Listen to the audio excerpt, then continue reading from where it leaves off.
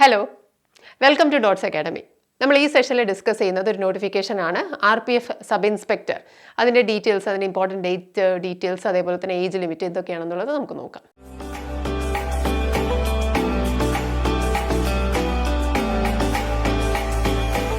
Important dates ഏതാണെന്ന് നമുക്ക് നോക്കാം. ഏതാണ് ഓപ്പണിംഗ് ഡേറ്റ്, അതേപോലെ തന്നെ ക്ലോസിംഗ് ഡേറ്റ് ഏതാണെന്നുള്ളത് നോക്കാം. ഫസ്റ്റ് വൺ എന്താ പറയുന്നത്, ഓപ്പണിംഗ് ഡേറ്റ് ആണ്. ഓപ്പണിംഗ് ഡേറ്റ് നേരത്തെ തുടങ്ങി. സോ ഏപ്രിൽ 15-ാം തീയതിയാണ്. ഏപ്രിൽ 15-ആണ് ഓപ്പണിംഗ് ഡേറ്റ് വരുന്നത്. ക്ലോസിംഗ് ഡേറ്റ് ശ്രദ്ധിക്കുക. ക്ലോസിംഗ് ഡേറ്റ് മെയ് 14-ാം തീയതിയാണ് ക്ലോസിംഗ് ഡേറ്റ് വരുന്നത്. സോ ലാസ്റ്റ് ഡേറ്റ് വരെ കാത്തിരിക്കുക, അതിന് മുമ്പ് തന്നെ അപ്ലൈ ചെയ്യുക. Okay, so sub inspector in railway protection ഫോഴ്സും റെയിൽവേ പ്രൊട്ടക്ഷൻ സ്പെഷ്യൽ ഫോഴ്സുമാണ് ഈ ഒരു നോട്ടിഫിക്കേഷൻ്റെ ഹെഡിങ് എന്ന് പറയുന്നത്. അതേപോലെ തന്നെ മോഡിഫിക്കേഷൻ വിൻഡോ ശ്രദ്ധിക്കുക. എന്തെങ്കിലുമൊക്കെ മിസ്റ്റേക്ക്, എന്തെങ്കിലുമൊക്കെ എറർ അപ്ലൈ ചെയ്യുന്ന സമയത്ത് ഉണ്ടായിട്ടുണ്ടെങ്കിൽ അത് മോഡിഫൈ ചെയ്യാനുള്ള സമയവും നമുക്ക് കൊടുത്തിട്ടുണ്ട്. 15 മെയ് മുതൽ 24 മെയ് വരെയാണ് കൊടുത്തിരിക്കുന്ന സമയം. ഇനി വേക്കൻസീസ് നമുക്ക് നോക്കാം. എത്ര വേക്കൻസീസ് ആണ് വരുന്നത്? 452 452 വേക്കൻസിയാണ്. 452 വേക്കൻസിയാണ് സബ് ഇൻസ്പെക്ടറിൻ്റെ വരുന്നത്. കോൺസ്റ്റബിളിൻ്റെ വേക്കൻസി ഏകദേശം 4000-ലധികമുണ്ട്. പക്ഷേ സബ് ഇൻസ്പെക്ടർ വേക്കൻസി കുറവാണ്. അതേപോലെ തന്നെ ഇനീഷ്യൽ പേ നോക്കുക, 35,400 ആണ്. ലെവൽ 6 ആണ് വരുന്നത്. മെഡിക്കൽ സ്റ്റാൻഡേർഡ്സ് B1 ആണ്. ആൻഡ് ഏജ് ലിമിറ്റ് നോക്കുക, 28 ഇയേഴ്സ് വരെ, 28 വയസ്സ് വരെയാണ് അപ്ലൈ ചെയ്യാൻ പറ്റുന്നത്. 20 to 28 വയസ്സ് വരെ. അതേപോലെ മെയിൽ കാൻഡിഡേറ്റ്സിൻ്റെ വേക്കൻസീസ് എന്ന് പറയുന്നത് കൂടുതലാണ്, 384 വേക്കൻസീസും. ഫീമെയിൽ കാൻഡിഡേറ്റ്സിന് 68 വേക്കൻസീസുമാണ് വരുന്നത്. അതേപോലെ തന്നെ കാറ്റഗറി വൈസ് വേക്കൻസീസ് എത്രയാണെന്നുള്ള കാര്യവും ഇതിനകത്ത് കൃത്യമായിട്ട് മെൻഷൻ ചെയ്തിട്ടുണ്ട്. സോ ഏജ് ലിമിറ്റ് നമ്മളൊന്ന് കണ്ടിട്ടുണ്ടായിരുന്നു, 28 വയസ്സ് വരെയാണെന്നുള്ളത്. പക്ഷേ ഓരോ കാറ്റഗറി വൈസ് ഏതാണ് ഡേറ്റ് ഓഫ് ബർത്ത് വരുന്നതെന്നുള്ളതും ഇവിടെ കൃത്യമായിട്ട് മെൻഷൻ ചെയ്തിട്ടുണ്ട്. So upper limit date of birth പറഞ്ഞിട്ടുണ്ട്. UR കാറ്റഗറി ആണെങ്കിൽ 2 ജൂലൈ 1996 ആണ് പറയുന്നത്. ആൻഡ് OBC കാറ്റഗറി ആണെങ്കിൽ 93-ഉം SC/ST കാറ്റഗറി ആണെങ്കിൽ അതിനനുസരിച്ചുള്ള റിലാക്സേഷൻ 1991 ആണ്. അതേപോലെ തന്നെ lower limit of date of birth പറഞ്ഞിട്ടുണ്ട്. 2004 ആണ്, ജൂലൈ 1 ആ ഒരു ഡേറ്റ് വരുന്നത്. അപ്പം ഇതും കൂടി ഒന്ന് ശ്രദ്ധിക്കുക. ഈ ഒരു ഡേറ്റിനകത്തായിരിക്കണം നമ്മുടെ ഡേറ്റ് ഓഫ് ബർത്ത് എന്ന് പറയുന്നത്. നെക്സ്റ്റ് കേസ് എന്ന് പറയുന്നത് എഡ്യൂക്കേഷണൽ ക്വാളിഫിക്കേഷൻ ആണ്. അപ്പം എഡ്യൂക്കേഷണൽ ക്വാളിഫിക്കേഷൻ വരുന്നത് ഗ്രാജുവേഷൻ ആണ്, ഡിഗ്രിയാണ് സബ് ഇൻസ്പെക്ടർക്ക് വരുന്നത്. Graduate from recognised university. അത് എത്രയാണ് പെർസെൻറ്റേജ് എന്നൊന്നും പറഞ്ഞിട്ടില്ല, ജസ്റ്റ് ഗ്രാജുവേഷൻ മാത്രം മതിയാകും. വേറൊരു കാര്യം ശ്രദ്ധിക്കുക, candidates waiting for final results are not eligible to apply. So educational qualification, അതായത് ഡിഗ്രിയുടെ ഫൈനൽ റിസൾട്ട്, കാരണം ഈ ഒരു സമയം അതാണ്, ഫൈനൽ റിസൾട്ടിന് വെയിറ്റ് ചെയ്യുന്നവർ അപ്ലൈ ചെയ്യേണ്ടെന്ന് തന്നെയാണ് പറയുന്നത്. സോ റിസൾട്ട് വന്ന് മാർക്സ് അറിയുന്ന ഒരാൾ മാത്രമേ ഇത് അപ്ലൈ ചെയ്യേണ്ടൂ. സോ റിസൾട്ട് വന്നിരിക്കണം എന്നുള്ള കാര്യം നിർബന്ധമാണ്, അത് ശ്രദ്ധിക്കുക. ഇനി എങ്ങനെ അപ്ലൈ ചെയ്യണം എന്നുള്ളത് നമുക്ക് നോക്കാം. ഓൺലൈൻ ആപ്ലിക്കേഷൻ അപ്ലൈ ചെയ്യുമ്പം ആദ്യമായിട്ടാണ് അപ്ലൈ ചെയ്യുന്നത് റെയിൽവേ റിക്രൂട്ട്മെൻറ്റ് ബോർഡിൻ്റെ ആദ്യമായിട്ട് 2024 ആദ്യമായിട്ടാണ് ഒരു എക്സാമിന് അപ്ലൈ ചെയ്യുന്നതെങ്കിൽ എന്താ ചെയ്യേണ്ടത്? ഒരു അക്കൗണ്ട് ക്രിയേറ്റ് ചെയ്യണം. ഒരു അക്കൗണ്ട് ക്രിയേറ്റ് ചെയ്തതിന് ശേഷം ആണ് നമ്മൾ ആ കിട്ടുന്ന ആ ക്രെഡൻഷ്യൽസ് വെച്ചിട്ട് നമ്മൾ ലോഗിൻ ചെയ്തിട്ട് ഈ നോട്ടിഫിക്കേഷന് അഗെയിൻസ്റ്റ് ആയിട്ട് അപ്ലൈ ചെയ്യുക. ഇല്ല, നേരത്തെ അപ്ലൈ ചെയ്തിട്ടുണ്ട്, നേരത്തെ ഒരു അക്കൗണ്ട് ക്രിയേറ്റ് ചെയ്തിട്ടുണ്ട് 2024. ഫോർ എക്സാമ്പിൾ നമുക്ക് കോൺസ്റ്റബിളിൽ വന്നിട്ടുണ്ട്, അതിന് മുമ്പ് ടെക്നീഷ്യൻ വന്നിട്ടുണ്ട്, അങ്ങനെ ഒരുപാട് 2024 നോട്ടിഫിക്കേഷൻ വന്നിട്ടുണ്ടായിരുന്നു. സോ അതിനേതെങ്കിലും വേണ്ടിയിട്ട് നമ്മളൊരു അക്കൗണ്ട് ക്രിയേറ്റ് ചെയ്തിട്ടുണ്ടെങ്കിൽ നേരെ ആ ക്രെഡൻഷ്യൽസ് വെച്ചിട്ട് നമ്മൾ അപ്ലൈ ചെയ്താൽ മതിയാകും. അതേപോലെ തന്നെ ആദ്യമായിട്ട് അക്കൗണ്ട് ക്രിയേറ്റ് ചെയ്യുന്നവർ ശ്രദ്ധിക്കുക, നമുക്കൊരു വാലിഡ് ആയിട്ടുള്ളൊരു മൊബൈൽ നമ്പറും അതേപോലെ തന്നെ വർക്കിംഗ് ആയിട്ടുള്ളൊരു ഇമെയിൽ ID നമ്മൾ അത് വേണം യൂസ് ചെയ്യാനായിട്ട്. കാരണം പിന്നീട് അത് മോഡിഫൈ ചെയ്യാനുള്ള ഒരവസരം അവർ തരുന്നില്ല എന്നുള്ള കാര്യം കൂടി ഇവിടെ വ്യക്തമാക്കിയിട്ടുണ്ട്. മറ്റൊരു കാര്യം ശ്രദ്ധിക്കുക, ഒരു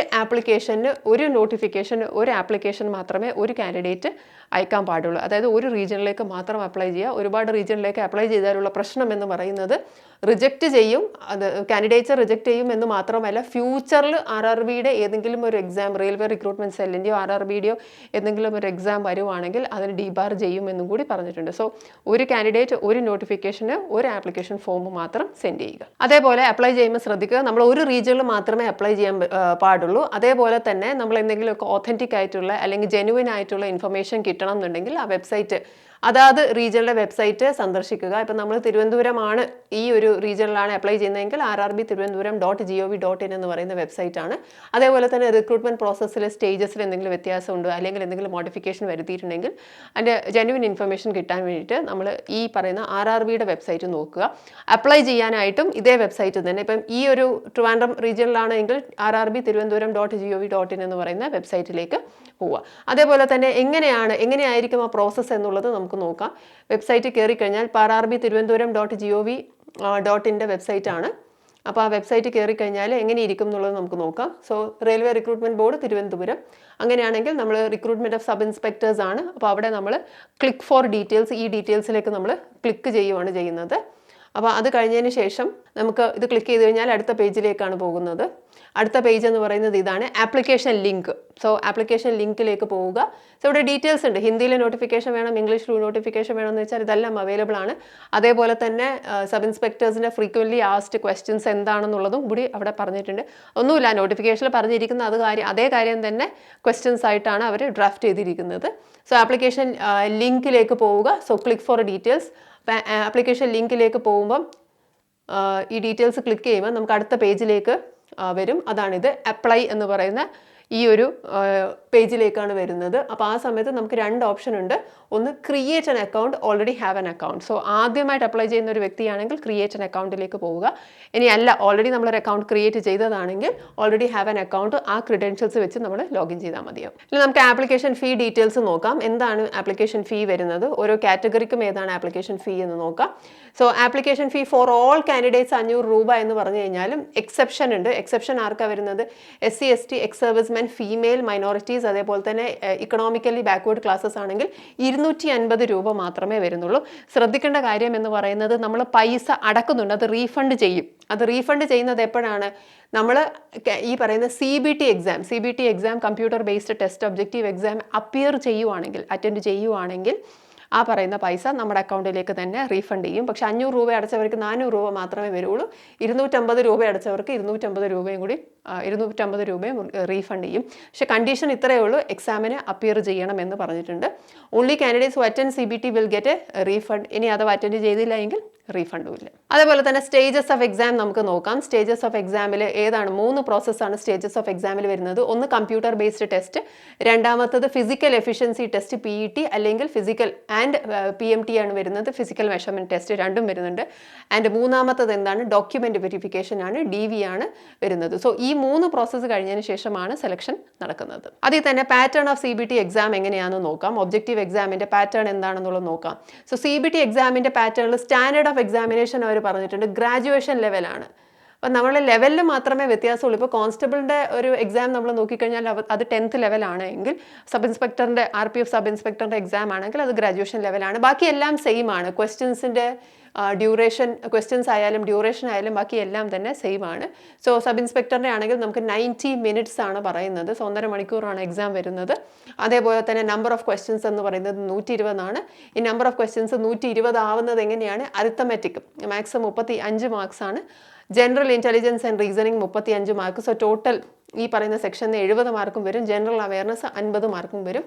സോ അങ്ങനെയാണ് നമുക്ക് എന്ത് വരുന്നത്? 120 ചോദ്യങ്ങൾ വരുന്നത്. പിന്നെ മറ്റൊരു കാര്യം ശ്രദ്ധിക്കുക, നെഗറ്റീവ് മാർക്സ് എന്ന് പറയുന്നത് 1/3 മാർക്സ് ആണ് നെഗറ്റീവ് മാർക്സ് വരുന്നത്. ഓരോ ചോദ്യത്തിനും ഓരോ മാർക്കാണ് ഉള്ള കാര്യം കൂടി പറഞ്ഞിട്ടുണ്ട്.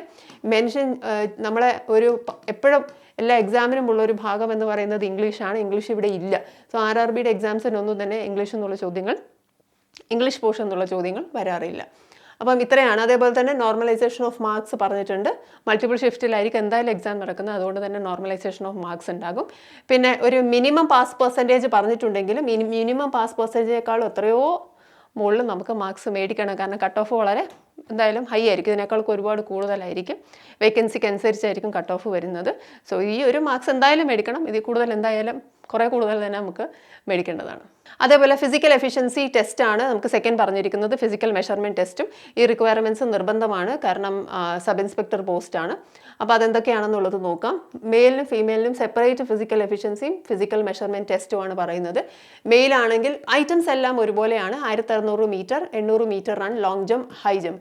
ഇവിടെ നമ്മൾ നോക്കേണ്ടത് കോൺസ്റ്റബിളിൻ്റെ ഒരു നോട്ടിഫിക്കേഷൻ നോക്കിയാലും സെയിം ഇതേ 4 ഐറ്റം തന്നെയാണ് പറയുന്നത്. സോ രണ്ടിനും പ്രിപ്പയർ ചെയ്യുന്നവർക്ക് ഹെൽപ്ഫുൾ ആയിരിക്കും, കാരണം 2 എക്സാമിനും ഒരുപോലെ തന്നെയാണ് ഫിസിക്കൽ എഫിഷ്യൻസി ടെസ്റ്റ് ആയാലും അതേപോലെ തന്നെ CBT ടെസ്റ്റ് ആയാലും വരുന്നത്. സമയം നോക്കുക, സമയം കൊടുത്തിട്ടുണ്ട് 6 minutes 30 seconds ആണ്. 1600 മീറ്റർ മെയിൽ കാൻഡിഡേറ്റ് എക്സ്പെക്ട് ചെയ്യുന്ന റൺ ചെയ്തെടുക്കേണ്ടത്. ആൻഡ് ലോങ് ജമ്പിൻ്റെ കാര്യം ഇവിടെ മെൻഷൻ ചെയ്തിട്ടുണ്ട്, ആ ഡീറ്റെയിൽസ് ഒന്ന് നോക്കുക.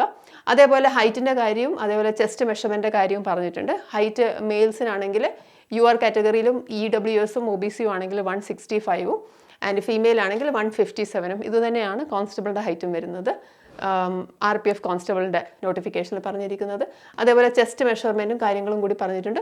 ഓരോ കാറ്റഗറീസിന് അതിനനുസരിച്ചുള്ള റിലാക്സേഷനും ഇതിനകത്ത് മെൻഷൻ ചെയ്തിട്ടുണ്ട്. Physical efficiency test measurement test പോലെ തന്നെ ഇമ്പോർട്ടൻ്റ് ആണ് മെഡിക്കൽ ഫിറ്റ്നസ് എന്ന് പറയുന്നത്. B1 കാറ്റഗറിയാണ് മെഡിക്കൽ ഫിറ്റ്നസ് പ്രിസ്ക്രൈബ് ചെയ്തിരിക്കുന്നത്.